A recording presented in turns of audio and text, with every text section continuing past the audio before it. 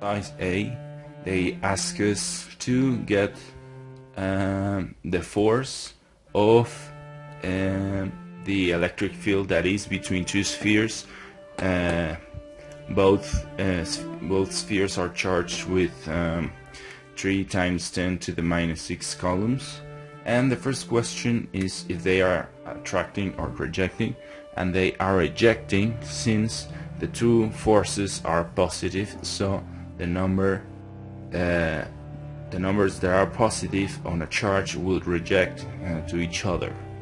So to get the force, first we have to get the electric field. We calculate it with the formula of the electric field, and then we have a formula that says that the electric field is equal to the force over the charge. So we'll pass the charge multiplying to the electric field, and that way we get the force. They are asking us how many electrons does each of these spheres contain.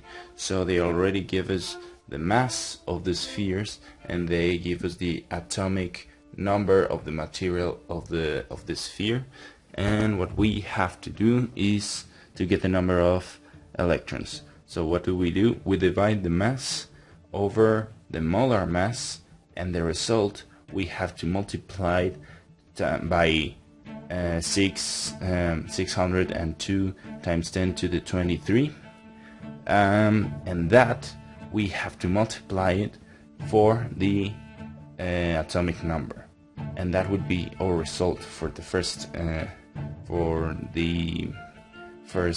question of this problem. To the second question, they ask us how many electrons have to be removed in order to the force to be 3 times 10 to the 2. So to get this answer, we have to use the formula of force, and we have to substitute the values of force that we already have and of R, and we have to clear for the Q. So once that we have cleared for the Q, we have to divide that Q over the charge of the electron, and that would be the result of our second problem. See, they give us a charge on a point P, and they give us a force that charge is exerting or feeling. So they ask us to get the electric field. So to get the electric field, we follow the formula of E. It's equal to force over our charge. We substitute the values of force and charge, and that way we get our electric field. Tell us an electron is traveling horizontally through an electric field and with a velocity of 3.75 times 10 to the 6 meters per second. That's our velocity. So they tell us the electric field exerts a force such as it stops the electron at a distance of 28 millimeters. So they ask us to get the time, and they also ask us to get the magnitude and direction of the electric field. So to get the time, we have to use this Newton equation. We have all these values. This is equal to 0, and we just have to substitute the values and clear for the time. Once that we have the time, we have to substitute the time over here in this formula. This is also another Newton equation, but in this time we're going to clear for A. That is the acceleration. So once that we have cleared for the acceleration, we will substitute it in the formula F. It's equal to mass times acceleration. We already have the mass because an electron has a constant of a mass. So we substitute that mass over here and the acceleration that we got in here. Now that we have the force, we have the equation that says that our electric field is equal to the force over our charge. That's how we get the electric field. We divide the force over the charge. So to get the direction of the electric field, well, the logic says that it will go to the opposite direction of our charge. Number E, we have to prove with the Gauss law that this formula this formula is equal to the electric field. So in a few words, we have to prove this is true. So how do we prove it? Well, there's another formula that says that our electric flow is equal to this, or electric field times the area. But we have also another formula that tells us that our enclosed charge over epsilon 0 is equal to our electric flow also, which means that this is equal to this. So we'll write it like this.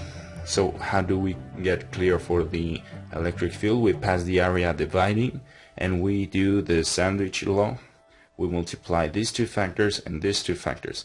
So we get this formula. What is this formula? The area is referring to the area of a circle, which is P, the area of a sphere, which is 4 pi times the radius square. So if we substitute those values in here, we have 4 pi times radius square.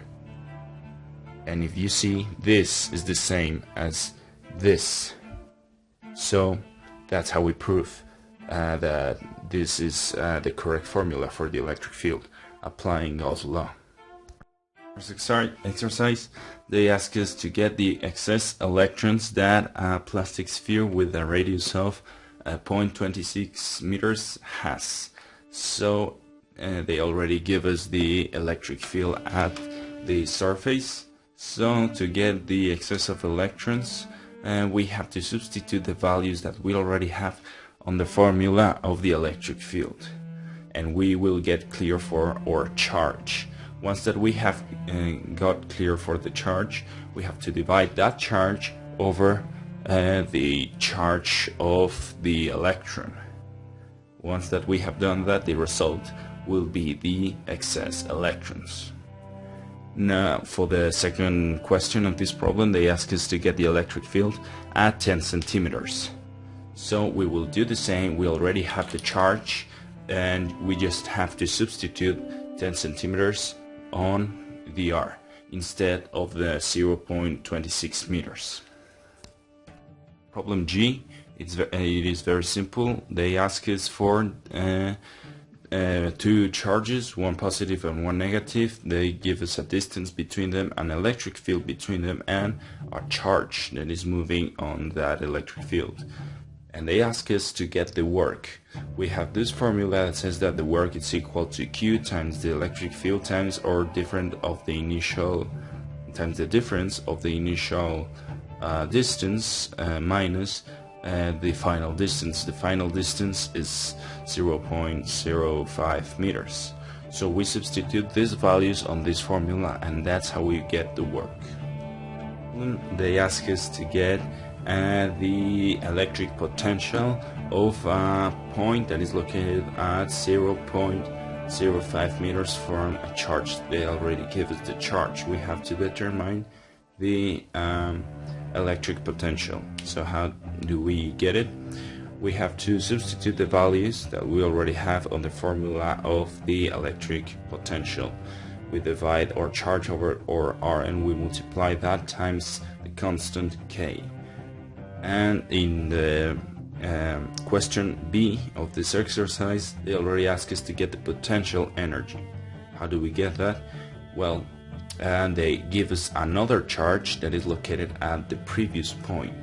So we already have two charges, and we substitute those two charges on the formula of the potential energy. We multiply those two charges times each other and then times K, and we divide that over R. That's how we get our potential energy.